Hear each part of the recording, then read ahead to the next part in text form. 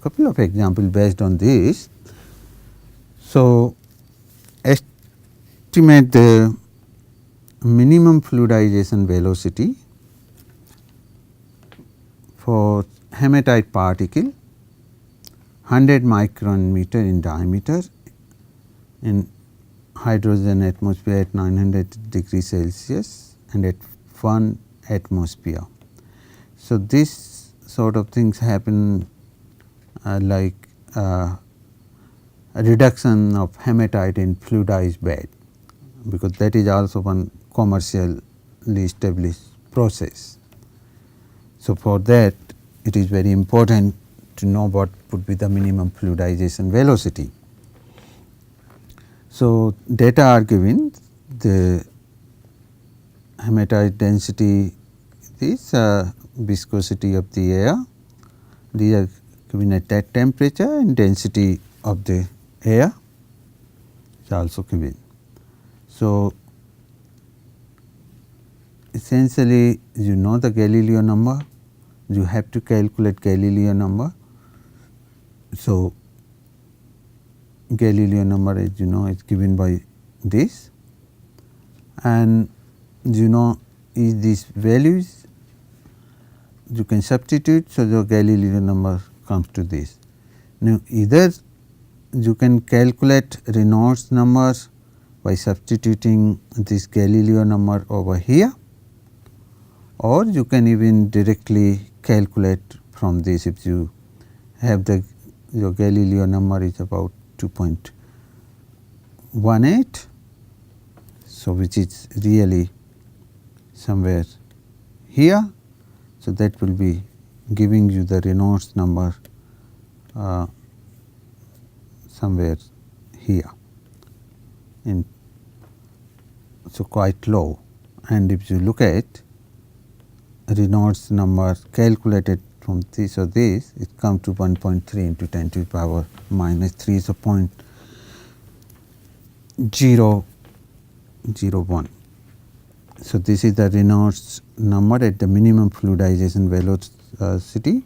So, once we know the Reynolds number, we can calculate the minimum fluidization velocity.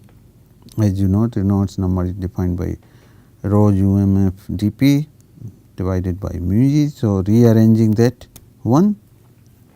So, Reynolds number is given, gas viscosity is given, density is given, and the particle size is given. So, fluidization velocity is 0.01 meter per second.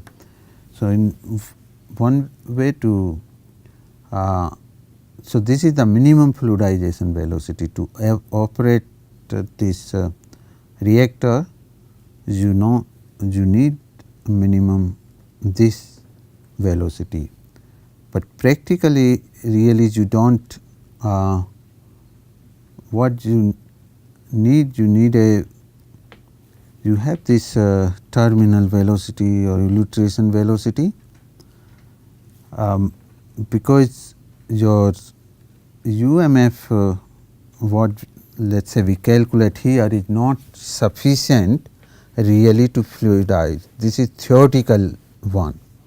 There are many other forces or resistance which are acting on this. As we saw before, even coming to minimum fluidization velocity, pressure drop is higher. So, interlocking and other thing has to come out. So, in practice usually it is higher than this velocity, and in a true sense, in fact, it is lie between the your illustration or terminal velocity and the minimum fluidization velocity. So, fluidized bed usually operate between these two limit. Another example fit. So, hematite particles are reduced with hydrogen in a fluidized bed at 900 degrees Celsius. The mean particle size is 50 micron meter. The linear gas velocity is 1.5 meter per second and the bed diameter is 1 meter. So, estimate the illustration velocity. density of the particle can be assumed 5.25 into 10 to the power 3 kg per meter cube, and viscosity is 2.2 to 10 to the power minus 5 kg per meter second. So, here what we need the elliptation velocity, and that is like a terminal velocity velocity. So, for which we know the expression like 2 by, this is mostly from the Stokes law, what you might have read in your school and other undergraduate thing. So, it is that equation by which you get it. So, that nothing is a elliptation velocity we call it, and this is valid when the Reynolds number actually is low, about 0.4 or so. So, less than 0.4, and so under that condition, if you put the values of particles radius, density, and the gravitation, it's an acceleration, and the viscosity, you get the elliptation velocity about 0.325 meter per second. Now, if you look at these two examples, here particle size is 50 micron, and here the particle size is 100 micron. We had 0.01 meter per second the minimum fluidization velocity. So, actually it is a little high, because minimum fluidization velocity also depends on the particle size, and this is in fact the smaller particle size. For the bigger particle size, the UT in fact would be higher, maybe 0.6 or so meter per second. So, if you look at the value 0.01 and 0.3, at least one order magnitude difference there between the minimum fluidization velocity and the elliptation velocity. So, your fluidized bed in practical situation is operate between these two limits. It should not cross more than one magnitude as a rough estimation if you get the minimum fluidization velocity. So, maximum you may go to 1 meter per second, 0.1 meter per second, or maybe little half. That gives you some idea about that, but actually this UT is quite high if, or would be high if we take the right size 100 micron meter, and our velocity also, if you look at it, is 1.5 meter per second, and the velocity over here is okay, that's we are finding it out, but velocity would be probably a little lower. There is another very good example of the application of these packed bed and fluidized bed in terms of ion making. So, sponge ion is being produced in a fluidized bed reactor by reducing fine particles of hematite. Average size is 0.5 millimeter at 1000 Kelvin. By a reducing case, the gas consists of 50 volume percent hydrogen, 50 volume percent CO, and its viscosity is about 2 into 10 to the power minus 5. So, one has to find it out critical pressure drop per meter height of the bed at the onset of fluidization. Minimum fluidization velocity, elliptation velocity, maximum productivity of the reactor at 20% utilization of the gas. So, gas utilization is only 20%. So, at that one what would be the maximum productivity of the reactor. So, void fraction the fluidization you can assume 0.4 and density of the iron oxide is given this. Now, we have to make a few assumptions in this. You are producing sponge iron and iron oxide is given. So, you have to know, you can assume this hematite is converting into iron, and so for that one we have to find out the density. So, average density is given for the hematite, but when it change into iron, so what we are assuming, volume of the particle does not change upon reduction, because we do not have any information available in the numerical, nothing is given. So, that is the assumption which we have made, and the density of the resulting iron produced would be recalculated in this way from the hematite density, because we know 160 kg iron or the hematite produces or gives about 112 kg iron. So, based on that you can get this density, and then probably it is not true, you can probably have the average density of that.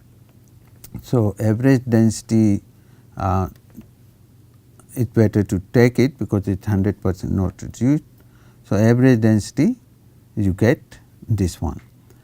Now, similarly for the mixture, gas mixture, you can calculate the average density, because the 50% is as you can say 50 volume percent hydrogen and 50 volume percent CO is given. So, you have to calculate the average density of that, and knowing that 1 kg as STP occupies about 22.4 meter cube. So, you can these are the molecular weight of the respective gases. So, essentially you get the density of the gas mixture is 0.183 kg per meter cube, and once you know this, then this you have seen the formula we applied for the incipient fluidization. So, you can put the respective density and the void fraction. So, what you get it is 2.5 into 10 to the power 4 normal per meter cube, because you are calculating delta P over L. Otherwise, it sorry, it is a Newton per meter cube. So, otherwise it would be Newton per meter square. If you multiply this with the length, then you will get the pressure drop Newton per meter square, and that is the first part of the problem to calculate the pressure drop. Now, second part comes about the minimum fluidization velocity. This of course, we have done before. So, we can use the Galileo number.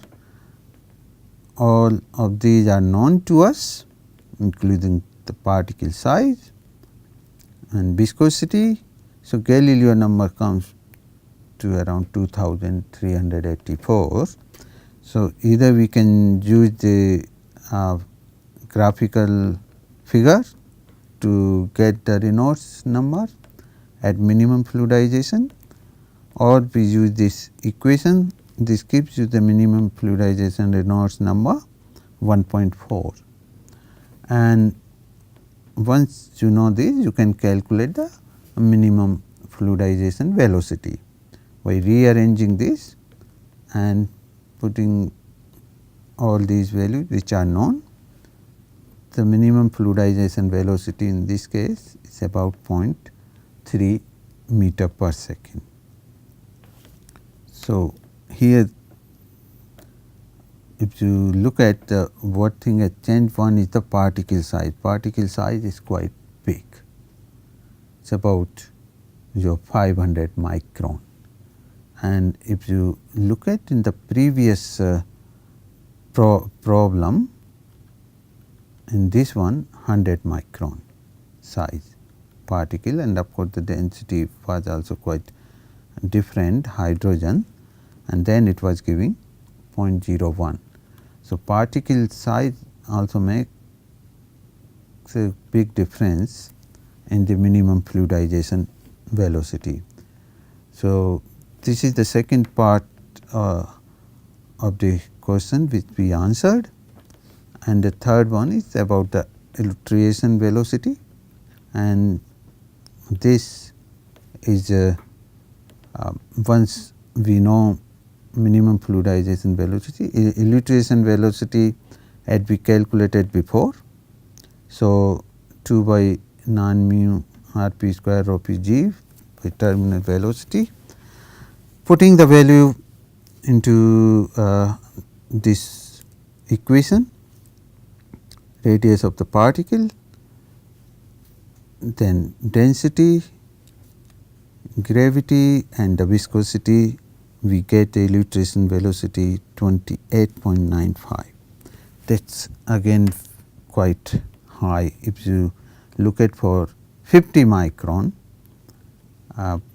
we got it 0.325. The density of the gas was quite low, 0.3. So, particle size again is making a big difference, as you can see, almost 1 order magnitude difference in the illustration velocity. So, that answers our third part of the question. The fourth one is the maximum productivity, and the condition is 20% utilization of the gas. So, that for this what we need, so we know this reaction which is occurring, so either with the hydrogen or with CO, because you have to get 2 moles of iron. So, essentially you are getting a 3 moles of that, any of these cases. So, in terms of volume, you can convert that.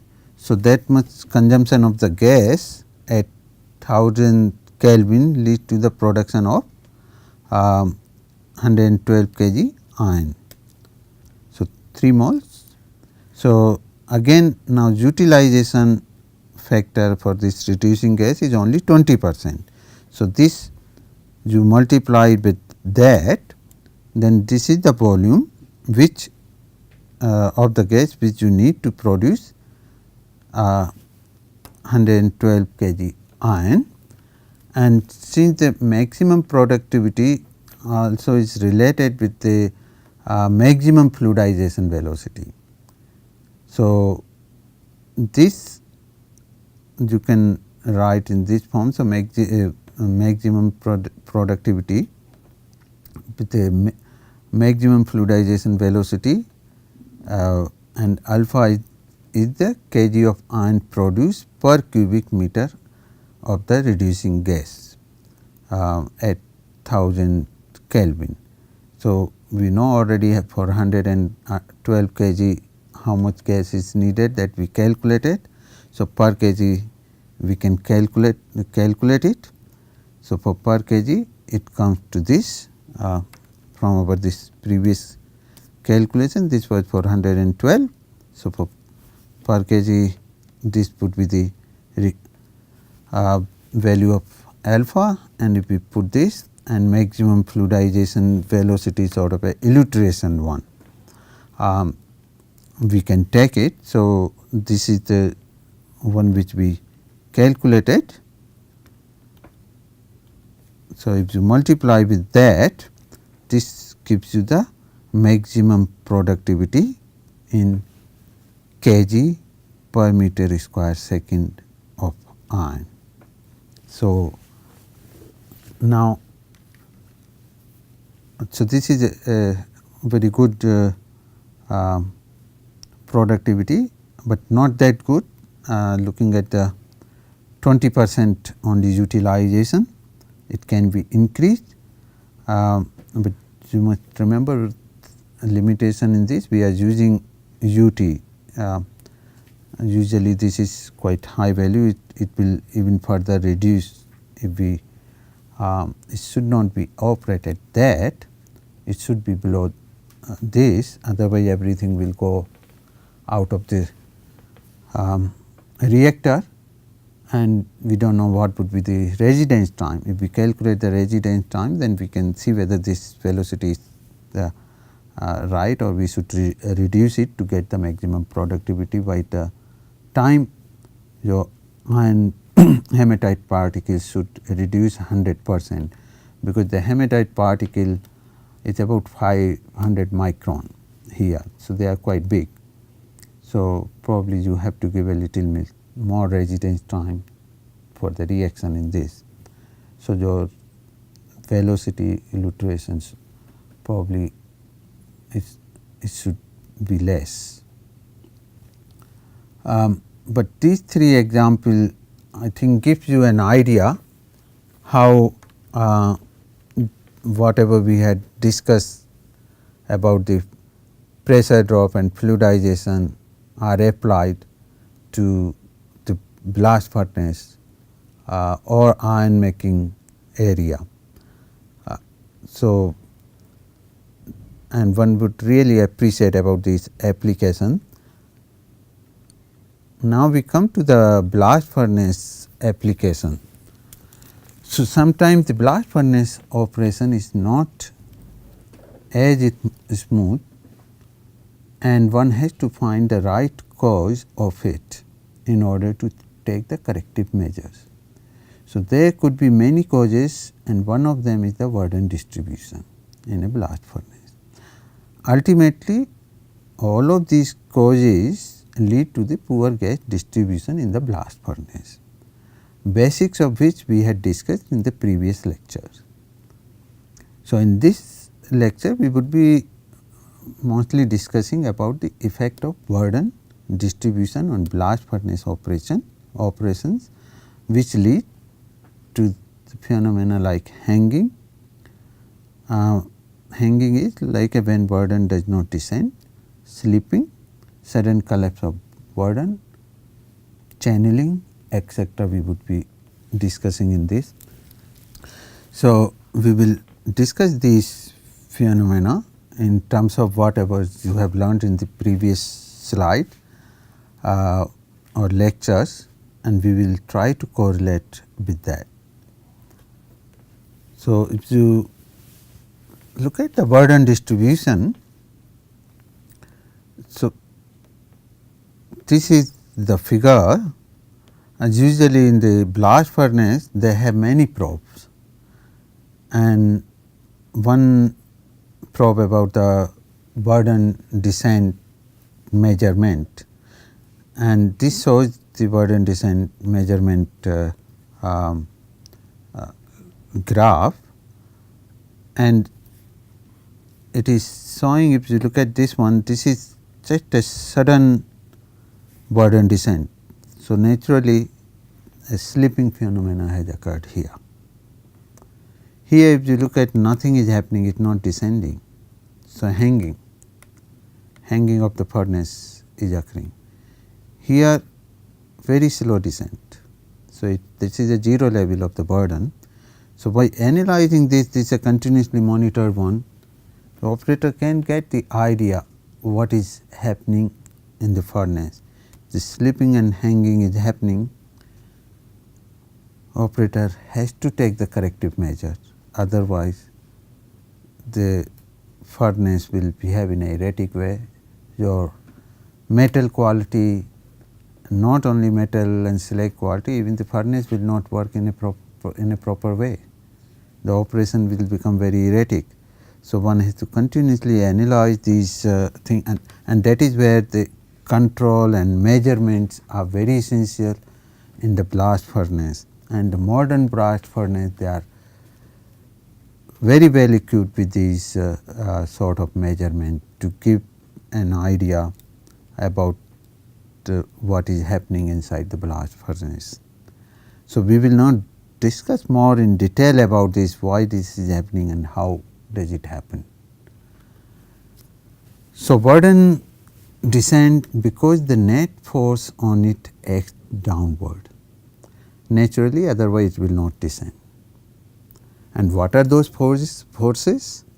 So, various major forces which acts on the burden are: number one, of course, the weight, which is due to gravity, and that will always act downward. The gauge drag, which we discussed before in packed wear and fluidization, and that will always act upward. Then buoyancy force at the hearth or liquid thrust. So, this I think you don't know. Okay, this one, as you know, the dead man is there sitting here. Dead man is mostly made of inactive coke particles which are not taking part into the combustion or descending or in the reaction. So, mostly the inactive portion is called the dead man, which is made of the coke particles. And this coke particle, as you know, the density of this is quite low, about if you are talking bulk density, about 600 kg per meter cube of that. And the liquid which is coming down, iron density is about 7,000 per kg per meter cube, and slag density could be around 3,000 kg per meter cube. So, really as the liquid drips and is collected at the bottom and keep on accumulating, the level is rises, and this coke column is sitting on it. So, the buoyancy force keep on increasing, and in fact, many times it has been found it is just floating on the liquid metal, the whole this dead man coke bed column. So, essentially it liquid thrust is giving this buoyancy due to this force is pushing the material up, and as this level keep on increasing, this force keep on increasing, and not only this force is also pushing the whole dead man column upwards, which is very close to the raceway, and that also disturbs the raceway, and which disturbs the gas flow. So, everything is getting affected due to that. So, you have a liquid thrust upward, and then you also have a frictional forces between the particle and wall and between the particle. So, this it will descend only when the gravity force is higher than these forces. If these forces become higher, burden will not descend. And so, proper drainage or casting is very necessary, and at the right time it should be done, or in fact high productivity furnaces you have a sort of a continuous drainage, because the productivity is very high. So, quite a lot liquid and slag amount comes. So, you have a continuous drainage in that. So, those furnaces they operate smoothly, but where you have intermittently, one has to be very careful because these forces play the important part, and the gas distribution would be quite different at its pushes up. And then this can create lots of other problems, including the chemistry of the your melt. So, this diagram shows schematically some rough sort of forces. Weight of the burden is this, friction force, pressure difference, that's the, we talked about the drag, then the dead man coke, the upthrust one from the liquid, and if you combine these two, this is coming almost the balanced ones. So, probably as this will consume only it will descend, otherwise it will not, it will hang. So, by the value of maximum pressure difference over the burden, one can get the qualitative idea of the upward forces, and corrective measures can be taken to avoid the erratic behavior of the furnace. As we saw from this probe about the burden descent, one can get quite a good idea what is happening. In the same way, knowing the pressure force or pressure difference at the top of the burden, one can get the idea of these forces, and the corrective measure then can be taken to avoid this erratic behavior of the furnace. Now, burden descent is very sensitive to cast house operation, the liquid drainage, which we said, because this affects the upward force on the submerged coke. This upward thrust may affect the raceway shape and size, and thus the gas distribution inside the furnace. And that is, and if it changes, so instead of gas going this way, gas might be preferentially going to other way, and that will change the reduction pattern and the chemistry of the melt which is coming out.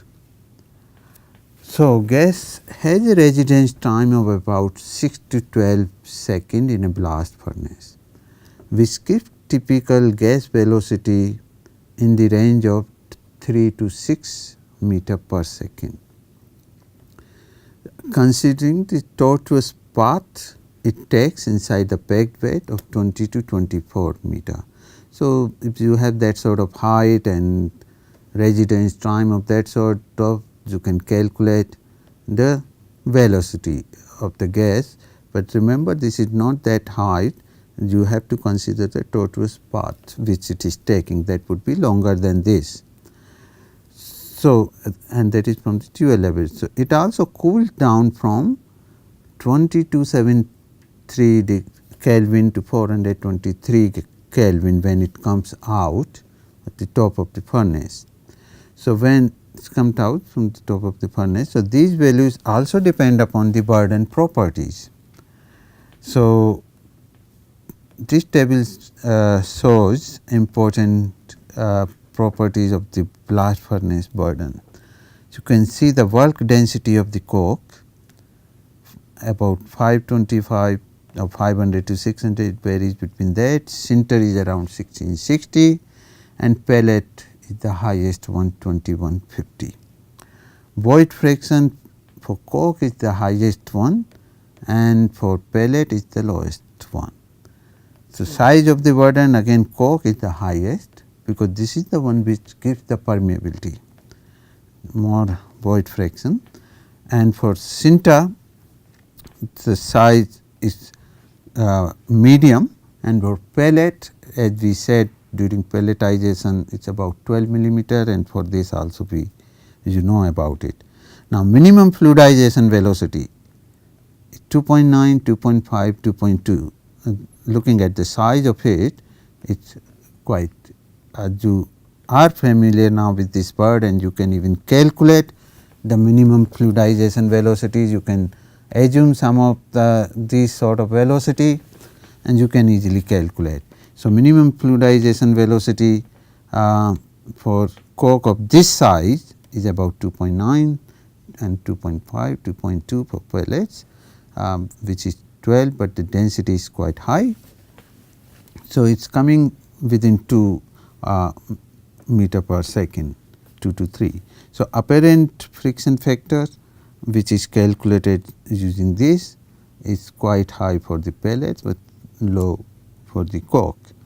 Angle of repose is 35 to 26. We will talk about it later in the lecture, because this is very important, again the property of the material, and we will talk about it later. Shape factors, you already know about it. In the lecture we said when the particle are not spherical, you have to multiply that with the shape factor. So, for cork it is about 0.63, for sinter 0.67, and for pellets it is about 0.85.